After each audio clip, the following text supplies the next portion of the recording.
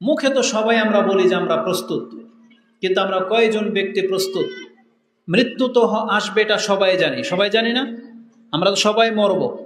এখন আমরা এই মৃত্যুর জন্য কে কিভাবে প্রস্তুতি নিয়েছি, এটা হচ্ছে দেখার বিষয়। এই মুহূর্তে যদি আমরা মরে যাই, তাহলে আমাদের মধ্যে এটাকে আমরা মানে সৎ সাহসের সাথে বলতে পারবো যে হ্যাঁ, আমি নিজেকে ওই স্থানে রেখেছি যে আমি মরলে আমি আল্লাহর কাছে এটা আবদার করতে পারি যে আল্লাহ আমাকে জান্নাত দেবেন, ক্ষমা করবেন। কিন্তু অধিকাংশদের অবস্থা খারাপ হয়ে যাবে। আমরা হয়তো ওই ব্যক্তিদের অন্তর্ভুক্ত হয়ে আছি যারা মরতেই চায় না, যারা মালাকুল মউত দেখলে আরো পেরেশান হয়ে যাবে, যারা হয়তো এমন ব্যক্তিদের অন্তর্ভুক্ত যাদের সাথে আল্লাহর সাক্ষাৎ হোক সেটা চায় না। কারণ কিছু ব্যক্তি আছে তাদের সাথে আল্লাহ সুবহানাহু ওয়া তাআলা কথা বলবেন না, তাদের দিকে ফিরেও তাকাবেন না, তাদেরকে পবিত্র করা হবে না এবং তাদেরকে কঠিন শাস্তি দেওয়া হবে বলা হয়েছে। তাদের মধ্যে 3 শ্রেণীর মানুষ। এক, মুসবিল বলা হয়েছে যারা টাকটার নিচে কাপড় পরে, শাবুজ্জানি বৃদ্ধ বয়সে জানা করে, আর মালিকুল কাজ্জাব এবং বলা হয়েছে এমন শাসক যে মিথ্যা বলে। এভাবে আরও কয়েক শ্রেণীর মানুষ আছে যাদের দিকে আল্লাহ তাকাবে না, যাদের সাথে আল্লাহ কথাও বলবেন না, পবিত্রতা করা দূরের কথা, এদেরকে কঠিন শাস্তি দেবেন। হতে পারে আমরা অধিকাংশ মানুষ এই শ্রেণীর অন্তর্ভুক্ত যাদের সাথে হয়তো আল্লাহ কথাই বলবেন না, যাদের দিকে আল্লাহ ফিরেও তাকাবেন না, কিন্তু আমরা ভ্রুক্ষেপ করি না। যেমন যারা নেশা করে, যাদের মুখে নেশার গন্ধ আছে, তারা কোন মুখ নিয়ে আল্লাহর সামনে দাঁড়াবে? যেখানে একটা ভদ্রলোক তার সাথে কথা বলতে লজ্জা পায়, একটা ভদ্রলোক তার সাথে কথা বলতে ঘৃণা করে, কারণ তার মুখ থেকে গন্ধ আসে। তাহলে সেই ক্ষেত্রে সে আল্লাহর সামনে দাঁড়াবে কিভাবে?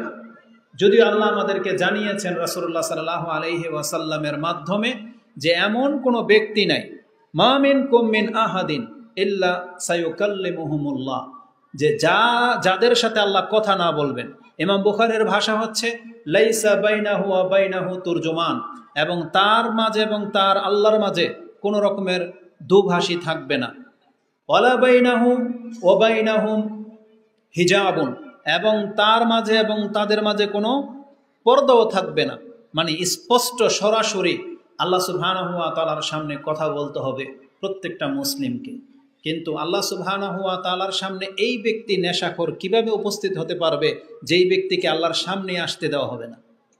কারণ রাসূলুল্লাহ সাল্লাল্লাহু আলাইহি ওয়াসাল্লাম আল্লাহ সুবহানাহু ওয়া তাআলা সম্পর্কে একটা মূলনীতি বলেই দিয়েছেন। তিনি বলেছেন ইন্নাল্লাহা তাইয়্যিব লা ইয়াকবালু ইল্লা তাইয়্যিব, আল্লাহ হচ্ছেন পবিত্র আর তিনি উত্তম, পবিত্র ছাড়া কোনো কিছুকে গ্রহণ করেন না। তাহলে যেই ব্যক্তি খাবিসের মধ্যে লিপ্ত, খাবায়েসাত বস্তু খায়, তাহলে সেই ব্যক্তি কোনোদিন আল্লাহ সুবহানাহু ওয়া তাআলার সামনে দাঁড়াতে পারবে না। এই জন্য আপনাদেরকে প্রস্তুতি বলতে যেটা বোঝায় সেটা নিতে হবে, নিজেকে প্রস্তুত থাকতে হবে। মুহাম্মদুর রাসূলুল্লাহ সাল্লাল্লাহু আলাইহি ওয়াসাল্লাম তিনি আমাদেরকে শিখিয়ে গেছেন কিভাবে একজন ব্যক্তি প্রস্তুতি গ্রহণ করতে পারে।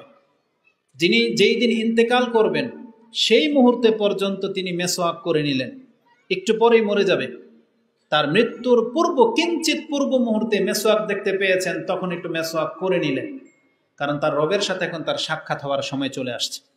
কিন্তু আমরা এগুলোকে কোনো ভ্রুক্ষেপ করি না। একজন সাহাবী বলতেছে, ইয়া রাসূলুল্লাহ মাতা সাআতু ইয়া রাসূলুল্লাহ, কিয়ামত কখন? তখন বলছে মাযা আদাত্তা লাহা, তুমি এর জন্য কি গ্রহণ করেছো, কি প্রস্তুতি নিয়েছো? তা আমাদের ওই প্রস্তুতির কথাই আপনাকে বলতেছি যে রমজান মাস আমাদের দ্বার প্রান্তে, তা আমরা কে কি প্রস্তুতি নিলাম এটা একটু দেখার দরকার। এই সম্পর্কে সংক্ষিপ্ত কিছু কথা রাসূলুল্লাহ সাল্লাল্লাহু আলাইহি ওয়াসাল্লাম আমাদেরকে তালকিন করেছেন যে আহসুল হিলালা শাবান আলি রমাদান, তোমরা রমজান মাসকে হাসিল করার জন্য শাবান মাসের দিন তারিখগুলোকে সূক্ষ্মভাবে গণনা করো। যেটা ইমাম তিরমিজি রাহিমাহুল্লাহ তার সিয়ামের অধ্যায়ে আপনি পেয়ে যাবেন। হাদিস হচ্ছে 687 পেয়ে যাবেন। আবু হুরায়রা রাদিয়াল্লাহু তাআলা আনহু তার বর্ণনাকারী, রাসূল বলেছেন আহসুল হিলালা শাবানা লিরমাদান, তোমরা রমজান মাসের জন্য শাবান মাসের তারিখগুলোকে গণনা করো। এবং আয়েশা রাদিয়াল্লাহু তাআলা আনহা তিনি বর্ণনা করেন, তার থেকে আবু দাউদ কোট করেছেন যে কানা রাসূলুল্লাহ সাল্লাল্লাহু আলাইহি ওয়াসাল্লাম ইয়াতাহাফফাজুনা মিন শাবান মা লা ইয়াতাহাফফাজু মিন গায়রি, তিনি শাবান মাসের দিনগুলোকে এমনভাবে হেফাজত করতেন, অন্য কোনো দিনকে তিনি এইভাবে হেফাজত করতেন না। কেন? কারণ তার পছন্দনীয় ছিল তিনি শাবান মাসে সিয়াম রাখতে থাকতেন। ইয়াসুমু শাবানা সুম্মা ইয়াসিলু বিহি রমাদান। তারপরে তিনি সিয়াম রাখতে রাখতে রমজান মাসের সাথে সাক্ষাৎ করতেন। এই শাবান মাসকে রাসূলুল্লাহ সাল্লাল্লাহু আলাইহি সাল্লাম গুণে রাখতে বলেছেন। এতে কি ফায়দা হবে? ইমাম বুখারী রাহিমাহুল্লাহ তিনি তার সিয়ামের অধ্যায়ে একটা হাদিস এনেছেন, যা আয়েশা রাদিয়াল্লাহু তাআলা আনহা থেকে বর্ণনা করা হয়েছে। তিনি বলেছেন যে ক্বালা রাসূলুল্লাহ সাল্লাল্লাহু আলাইহি ওয়াসাল্লাম সুমু লিরুয়াতিহি ওয়া আফতিরু লিরুয়া।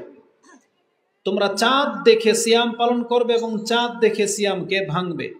ফাইন গুব্বি আলাইকুম ফাআকমিলু ইদ্দাতা শাবানা 30।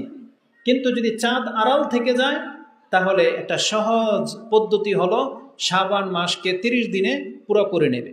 যেমন আজকে যেমনটা বলেছি 11 তারিখ পার হয়ে চলে গেছে, এটা যদি ধরেন 29শে শাবান হতো আর আজকে আমরা চাঁদ দেখতে পাই নাই, তাহলে আগামীকালটা আমরা 30শে শাবান গণ্য করে নেব, তার পরের দিনই রমজান।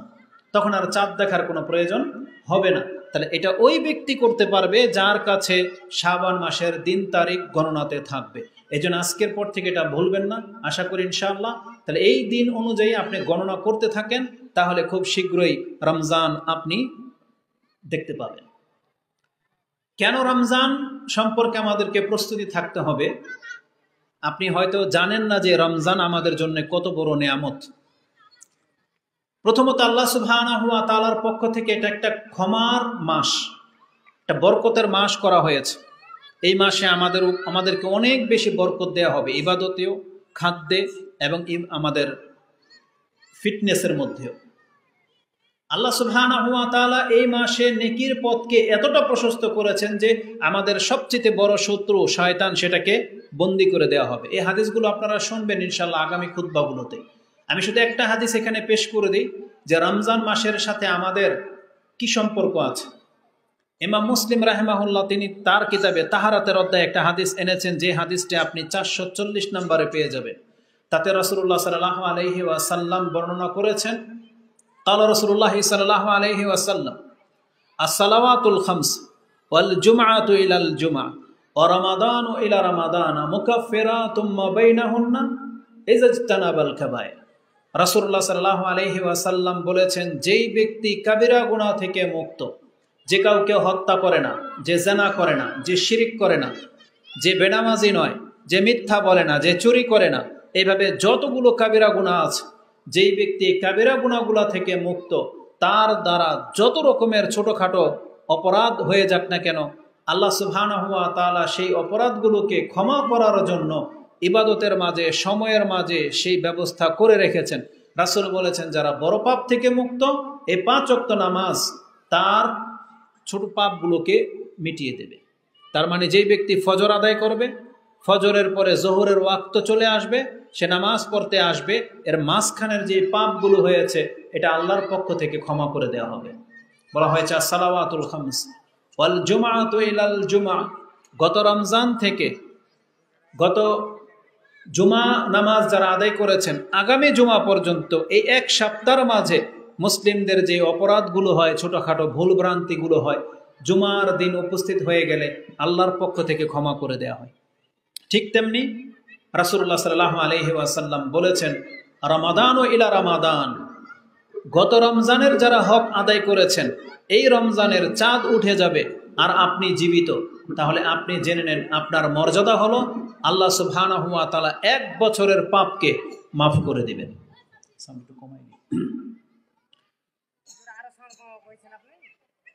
মাথায় লাগে রিপিট করে কেন? কিন্তু আমার মাথায় লাগতেছে। আপনারা কি স্পষ্ট শুনতে পান? ডিস্টার্ব হয় না তো? চলবে সাউন্ড? আচ্ছা, আমার ভাষা কি বোঝা যায়?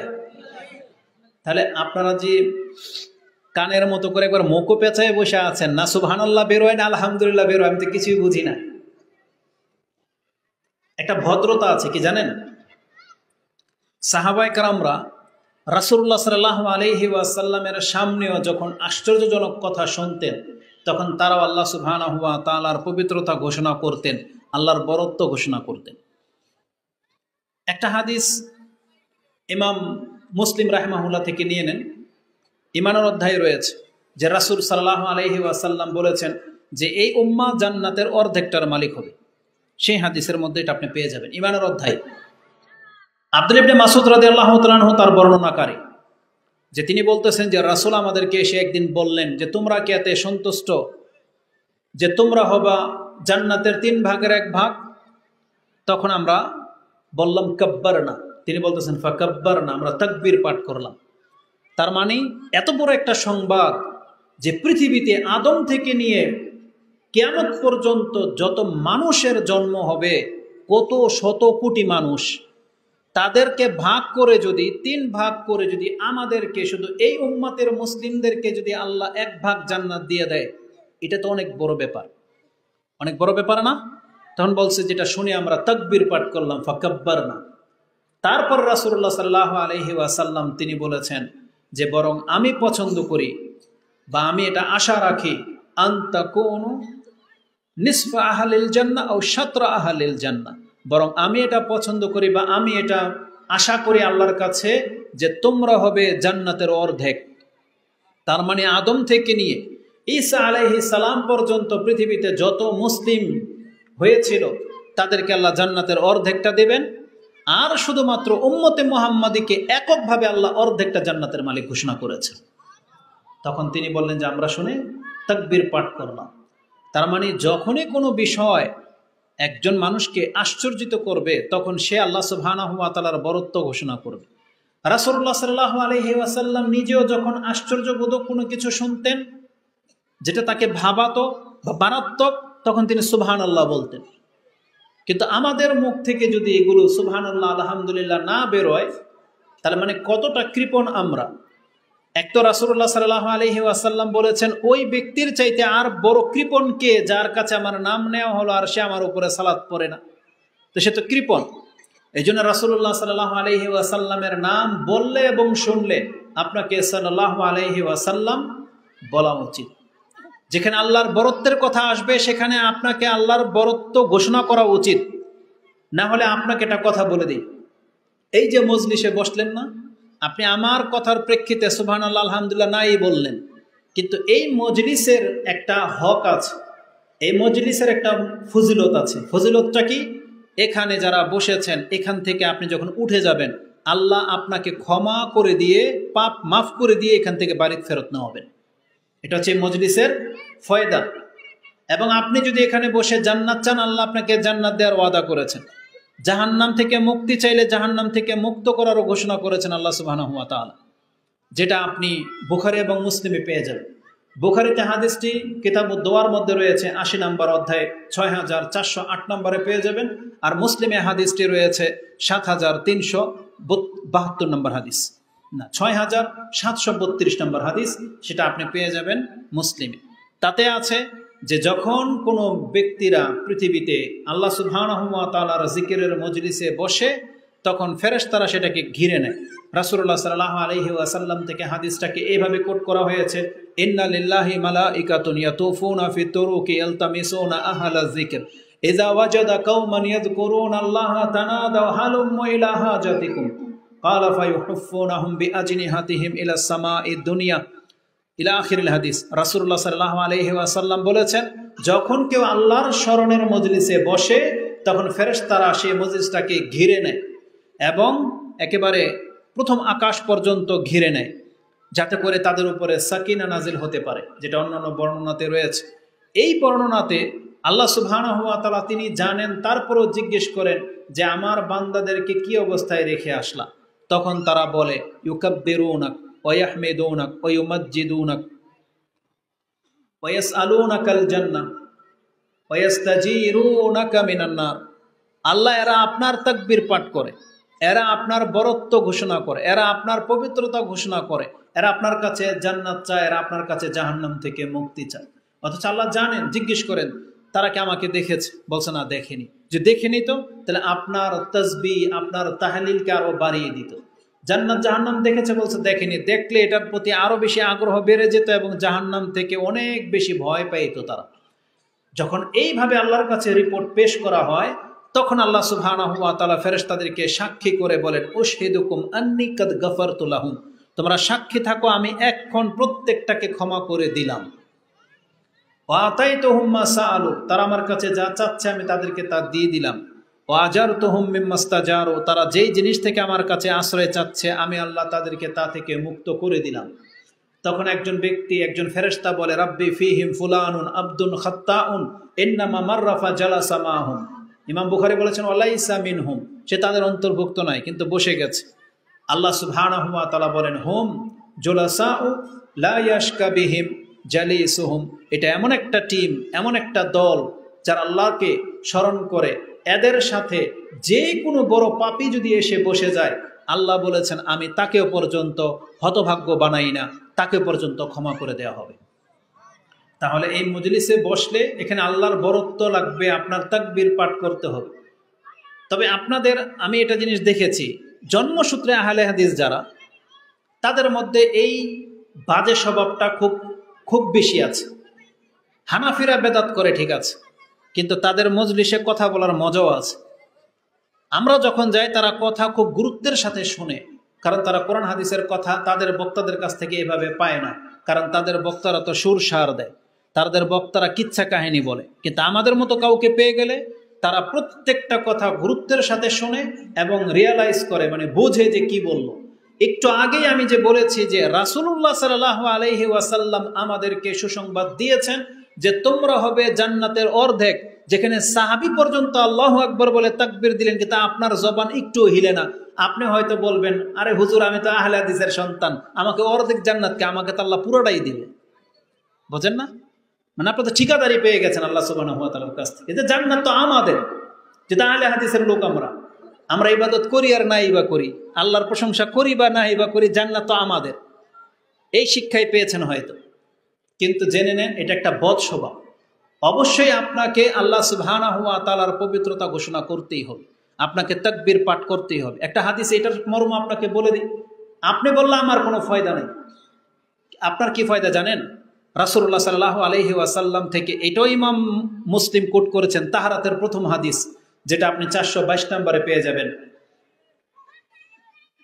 যারা কাল রাসূলুল্লাহ সাল্লাল্লাহু আলাইহি ওয়াসাল্লাম আত-তুহুরু শাতরুল ঈমান আলহামদুলিল্লাহি তামলাউল মিজান ওয়া সুবহানাল্লাহি ওয়ালহামদুলিল্লাহি তামলাআনি আও তামলাউ মা বাইনাস সামাওয়াতি ওয়াল আরদ, as-salatu nurun was-sadaqatu burhanun was-sabru diyaa'un wal-qur'anu hujjatul laka wa 'alayka kullun nasi yaghdu fabayi'u nafsahu famutikuha wa mubikuha। এটা হাদিসের ফার্স্ট টু লাস্ট, যেটা আপনি মুসলিমের তাহারাতের প্রথম হাদিস 422 নম্বরে পেয়ে যাবেন। তাতে আমি শুধু একটা ওয়ার্ড আপনাকে দেখাতে চেয়েছি।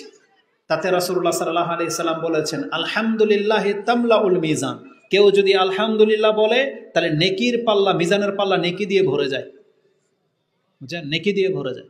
আর কেউ যদি বলে সুবহানাল্লাহি ওয়াল হামদুলিল্লাহ, এভাবে যদি আল্লাহকে স্মরণ করে, বলা হয়েছে তামলাআনে, দুইটা মিজানের পাল্লা ভরে যায়। আও তামলাউ মা বাইনাস সামাওয়াতি ওয়াল আরদ, সাত আকাশ এবং জমির মাঝে যে গ্যাপ, এই দুইটা শব্দ নেকি দিয়ে পুরো গ্যাপগুলোকে ভরে দেয়। তাহলে অবশ্যই আপনি এটাকে অন্তর থেকে বুঝে শুনে তারপরে কাজ করার চেষ্টা করবেন, কারণ আল্লাহ সুবহানাহু ওয়া তাআলার নাম, তার পবিত্রতা, তার বাক্যগুলো ছাড়া আমাদেরকে আল্লাহকে দেওয়ার মতো আর কিছু নাই। যেখানে আল্লাহ সুবহানাহু ওয়া তাআলা বলেছেন ওয়া ইস্তাযানা রাব্বুকুম লা ইন শাকারতুম লা আযীদান্নাকুম ওয়া লা ইন কাফারতুম ইন্না আযাবি লাশাদীদ, তোমাদের রব তোমাদেরকে এলান করে দিয়ে তোমাদেরকে জানাচ্ছেন তোমরা যত নিয়ামত প্রাপ্ত হয়েছো, তুমি যদি এর বিনিময়ে আল্লাহর শুকরিয়া আদায় করো, লা আযীদান্নাকুম, আমি আরো বাড়িয়ে দেব। ওয়া লা ইন কাফারতুম, যদি তুমি কুফরি করো, নাশুকরি করো, ফা ইন্না আযাবি লাশাদীদ, তবে জেনে নাও আমার শাস্তি খুব কঠিন। শুকরিয়া আদায় মানে কি? আপনাকে আল্লাহ অন্যের চাইতে অনেক বেশি ভালো রেখেছেন, অনেক সয় সম্পত্তি দিয়েছেন, সুস্থ রেখেছেন, সন্তান দিয়েছেন, সম্পত্তি দিয়েছেন। আপনি আল্লাহ সুবহানাহু ওয়া তাআলার এগুলোর কৃতজ্ঞতা কিভাবে আদায় করবেন? শুধু জাস্ট মনে হলে আপনি একবার বলবেন আলহামদুলিল্লাহ, তাতে আল্লাহ সুবহানাহু ওয়া তাআলা সন্তুষ্ট। আপনার একবার আলহামদুলিল্লাহ বলাতে আপনার যত নিয়ামত আল্লাহর কাছ থেকে আপনি পেয়েছেন, যেমন আল্লাহ বলতেছেন তাহলে তোমার এই নিয়ামতের চাইতে উত্তম হচ্ছে তোমার এই বাক্য আলহামদুলিল্লাহ, যেটা আল্লাহকে সন্তুষ্ট করে দেয়।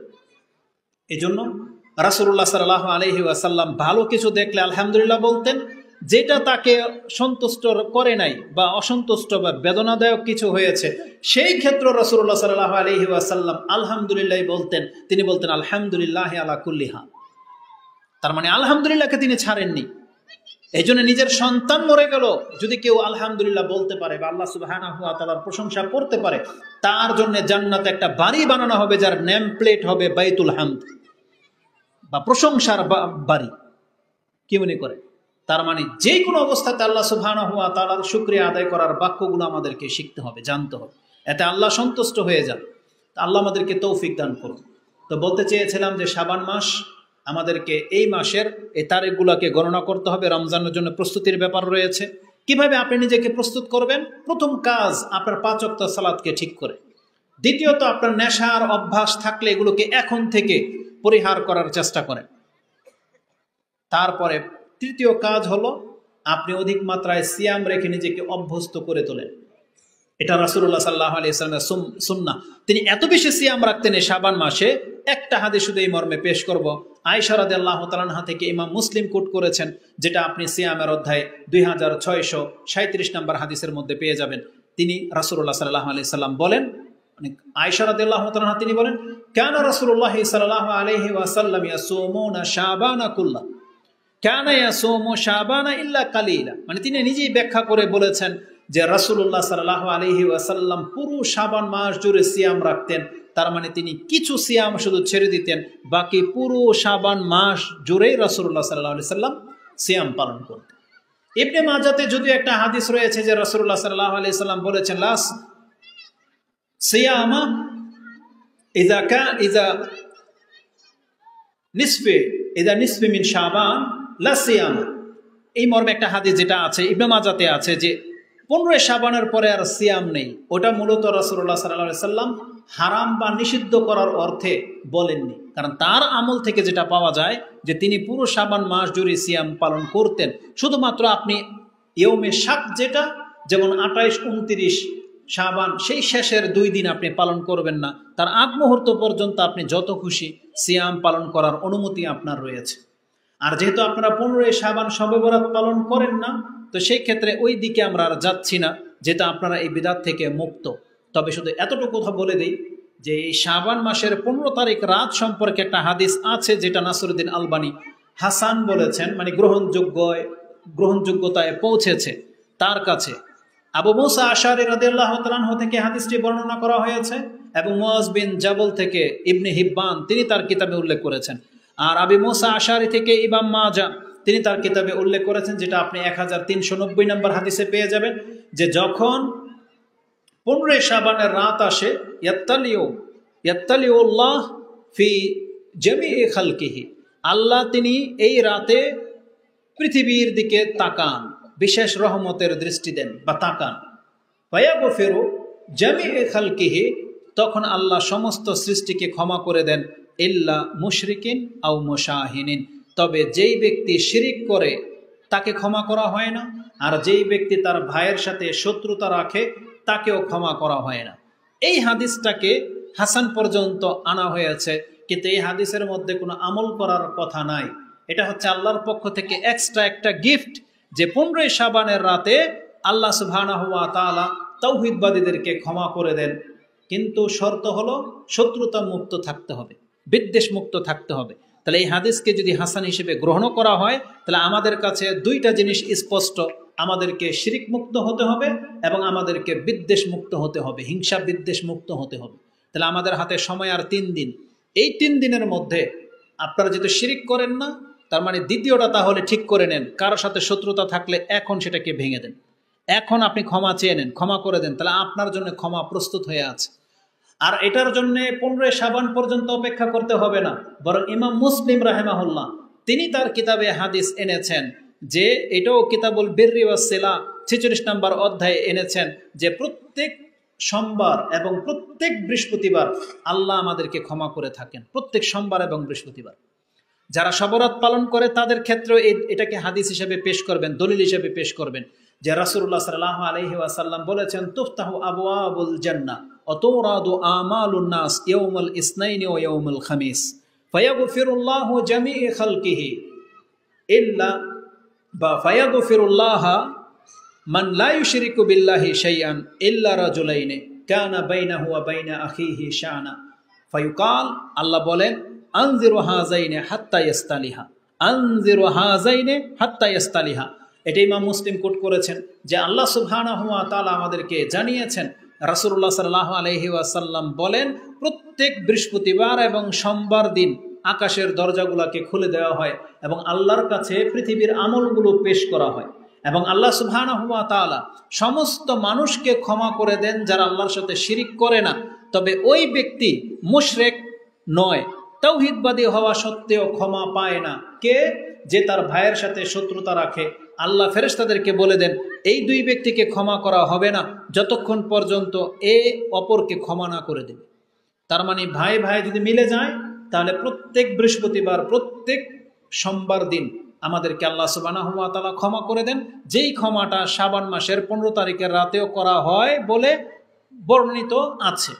তো যারা এই রাতকে কেন্দ্র করে কবর জিয়ারত করে, লাইটিং করে, হালুয়া রুটি বানায়, কত কি করে, তো তাদেরকে বলবেন তাহলে এই কাজটা তো প্রত্যেক সোমবার আর বৃহস্পতিবার দিনও করা উচিত, তখন কেন করো না? কারণ হাদিসে তো মুসলিমের মধ্যে আছে যে আল্লাহ ক্ষমা করে দেন। এটা ছিল এই শাবান মাস সম্পর্কে সংক্ষিপ্ত কথা। তাহলে আমাদের মূল মেসেজ হলো এই শাবান মাসে আমরা অধিক মাত্রায় সিয়াম পালন করার চেষ্টা করব। বিশেষ করে আমাদের ওই ব্যক্তিদের, বিশেষ করে ওই মহিলাদের যাদের কিছু সিয়াম বাকি থেকে গেছে, অবশ্যই তাকে এই রমজান আসার আগেই এই কয়েকদিনের মধ্যে সেগুলোকে কাজা আদায় করে নেওয়া উচিত, না হলে সে বড় ধরনের গুনাহগার হবে। আল্লাহ আমাদেরকে তৌফিক দান করুন, আমিন। এবার আমার মূল বিষয় হচ্ছে, যেমনটা বলেছিলাম যে আল্লাহ সুবহানাহু ওয়া তাআলা তিনি আমাদেরকে তার গোলাম হিসেবেই শুধু গ্রহণ করতে চাননি, তিনি আমাদেরকে তার ওয়ালি, তিনি আমাদেরকে তার অভিভাবকত্ব হিসেবে গ্রহণ করতে চেয়েছিলেন। যে আল্লাহ আমাদের অভিভাবক হবেন, আল্লাহ আমাদের সাহায্যকারী হবেন, আল্লাহ সুবহানাহু ওয়া তাআলা কিয়ামতের মাঠে আমাদেরকে ক্ষমাকারী হবেন। কিন্তু আমরা নিজেকে ওইভাবে প্রস্তুত করতে পারিনি। আমরা আল্লাহ সুবহানাহু ওয়া তাআলার গোলামিটাই ঠিকমতো করি না। আপনাদের অঞ্চলে যেহেতু এসেছি, আপনাদের সম্পর্কে সতর্কতামূলক একটা কথা শুধু বলে দেই। আপনাদের দাবি হলো যে আপনারা শিরিক করেন না, এটা আপনাদের বড় দাবি, একবারে বুক ফুলিয়ে বলেন। কিন্তু আমি আপনাদেরকে দেখাতে চেয়েছি এর আগে আপনাদের যেটা করা উচিত সেটাও আপনি করেন না, সেটা হচ্ছে ইবাদত করা।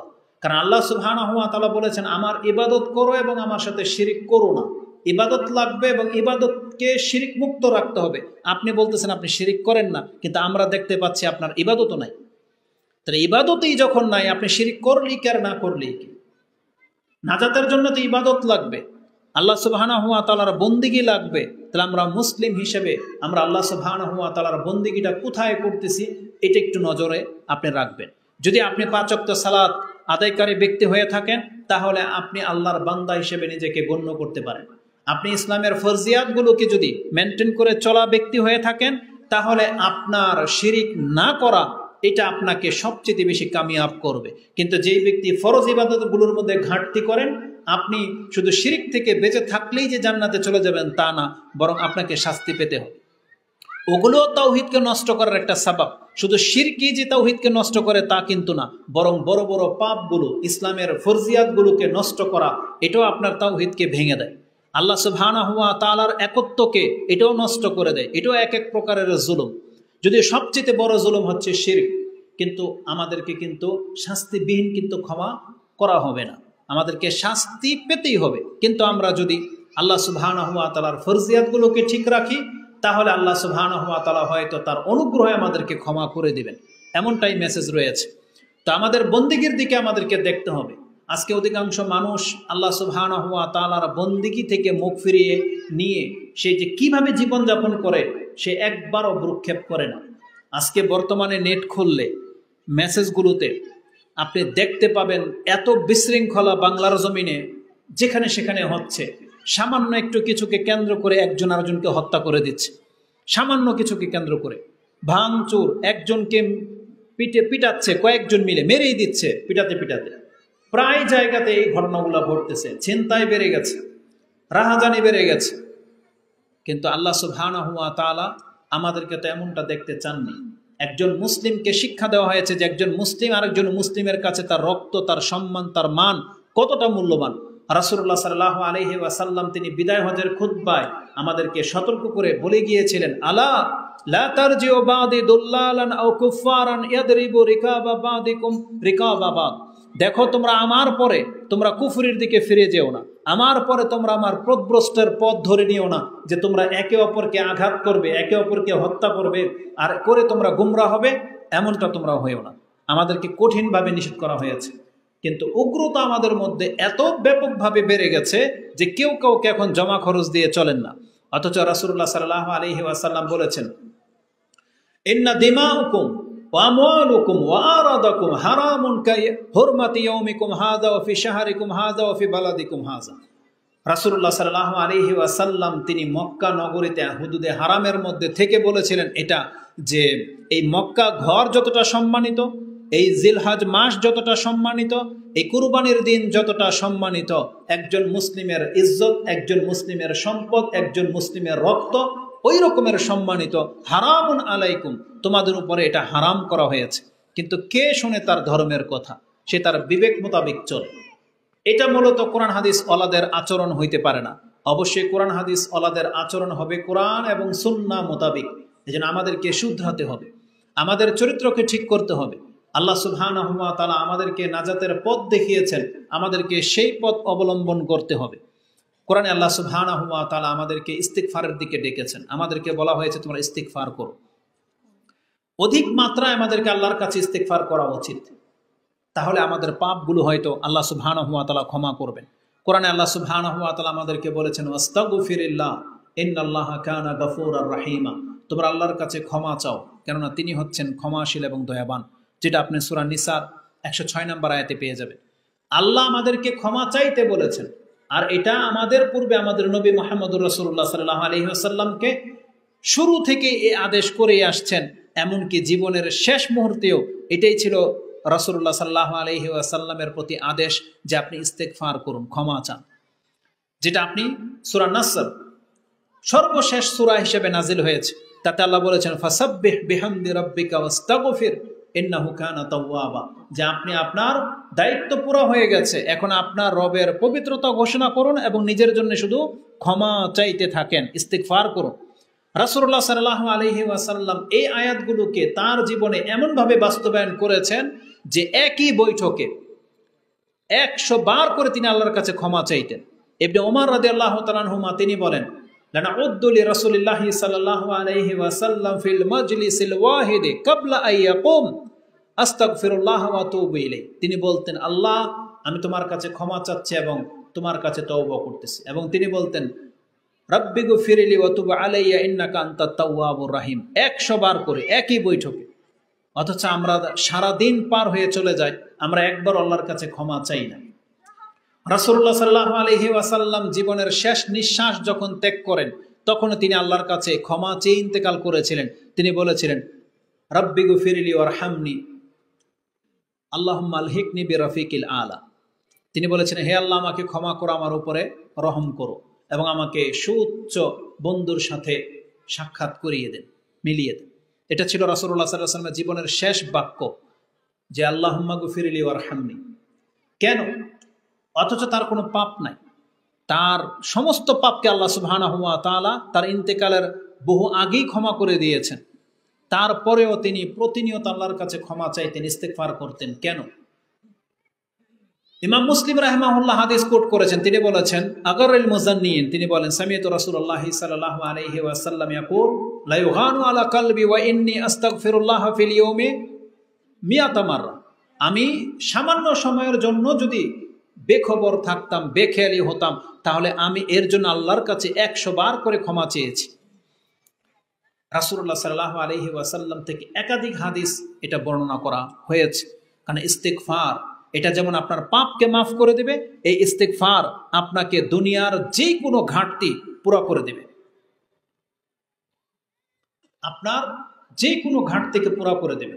একজন মানুষের জীবনের যে ঘাটতি আছে, আপনার বিয়ে করেছেন সন্তান হয় না, রিজিকে ঘাটতি আছে, পেরেশানিতে আছেন, আপনার এই দুনিয়াবি যে কোনো নিয়ামত জড়িত রয়েছে এই ইস্তেগফারের মধ্যে। প্রথমত আপনি সরাসরি চলে আসে 10 মিনিটের মধ্যে ইস্তেগফারের বিষয়টা আপনার কাছে পেশ করে দেব যে আল্লাহ সুবহানাহু ওয়া তাআলা আমাদেরকে ক্ষমা চাইতে বলেছেন। এটা শুধু যে পাপের কারণে ক্ষমা চাইতে হবে তা না, কারণ এই ইস্তেগফারের মধ্যে যেমনটা বলেছে দুনিয়ার সমৃদ্ধি জড়িত রয়েছে। যদি শুধু পাপের কারণে হতো তাহলে মুহাম্মদুর রাসূলুল্লাহ সাল্লাল্লাহু আলাইহি ওয়াসাল্লামকে আল্লাহ ক্ষমা চাইতে বলতেন না, কারণ তার তো কোনো পাপই নাই। কিন্তু তিনি সবচেয়ে বেশি ইস্তেগফার করতেন, কারণ ইস্তেগফার করলে আপনি কি পাবেন?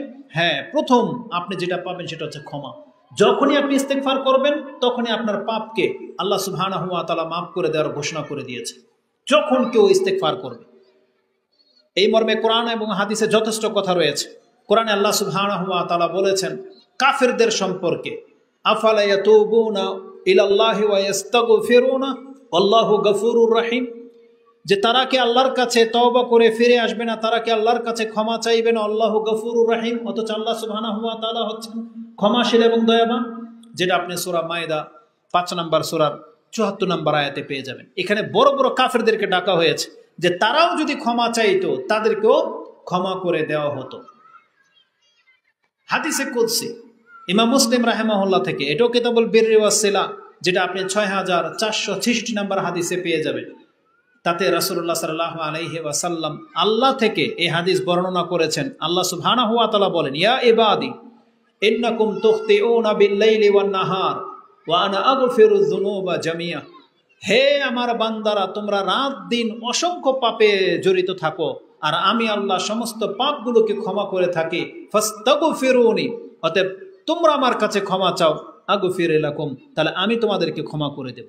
তার মানে যেই ব্যক্তি ক্ষমা চাইবে তাকে ক্ষমা করে দেওয়া হবে। এটা হচ্ছে ইস্তেগফারের সবচেয়ে বড় ফায়দা। দ্বিতীয় ফায়দা যেটা, এই দুনিয়াতে আমাদের দ্বারা না চাইতো পাপ হয়ে যাচ্ছে, কিন্তু একজন ব্যক্তি যদি চান যে এই দুনিয়ায় আমি টিকে থাকব, এই দুনিয়াটা আমাদেরকে নিয়ে টিকে থাক, আল্লাহর কোনো আযাব গজব না আসুক, তাহলে আমাদেরকে এই পুরো জাতিটাকে বেশি বেশি ইস্তেগফার করতে হবে, আল্লাহর কাছে ক্ষমা চাইতে হবে। প্রত্যেক ব্যক্তি পর্যায়ে ক্ষমা চাইতে হবে, রাষ্ট্রের নায়ককে ক্ষমা চাইতে হবে, প্রত্যেকটা সেক্টরের মানুষকে ক্ষমা চাইতে হবে। তাতে কি হবে? আল্লাহ সুবহানাহু ওয়া তাআলা বলেছেন, আল্লাহর নিজের অবস্থা আমাদের কাছে ব্যক্ত করতেছেন, আল্লাহর সুন্নাহ কি, আল্লাহর নিয়ম কি। আল্লাহ সুবহানাহু ওয়া তাআলা বলেছেন, যেই জাতি বেশি বেশি ইস্তেগফার করে আমি আল্লাহ সেই জাতিকে ধ্বংস করে দেব না, যেটা আপনি সূরা আনফাল 8 নম্বর সূরার 33 নম্বর আয়াতে পেয়ে যাবেন। আল্লাহ বলেছেন, মা কানা আল্লাহু লিউআযযিবাহুম ওয়া আনতা ফীহিম ওয়া মা কানা আল্লাহু মুআযযিবাহুম ওয়া হুম ইস্তাগফিরুন। আপনার রব এমন নন যে যেই জাতি আমার কাছে ক্ষমা চায় আর আমি তাদেরকে হালাক করে দেব, এমনটা হতে পারে না। তার মানে আমরা যদি বেঁচে থাকতে চাই তাহলে আমাদেরকে আল্লাহর কাছে ক্ষমা চাইতেই হবে। ক্ষমা চাইলে দুনিয়ার বালা মুসিবত ঠেকে যায়।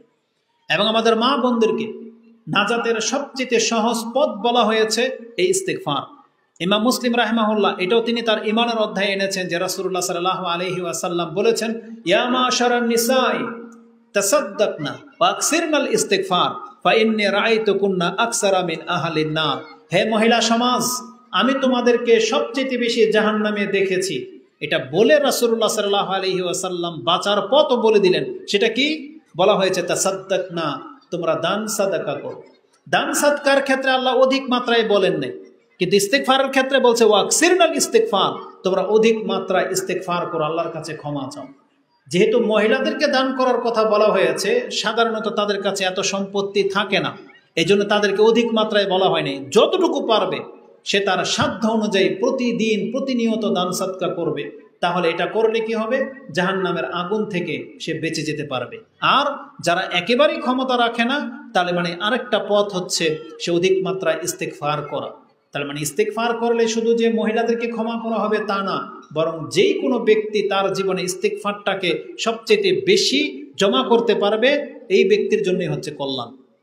এই মর্মে ইবনে মাজাতে একটা হাদিস রয়েছে যে রাসূলুল্লাহ সাল্লাল্লাহু আলাইহি ওয়াসাল্লাম বলেছেন, তওবা লিমান ওয়াজাদা ফি সাহিফাতিহি ইস্তিগফারান কাসীরা।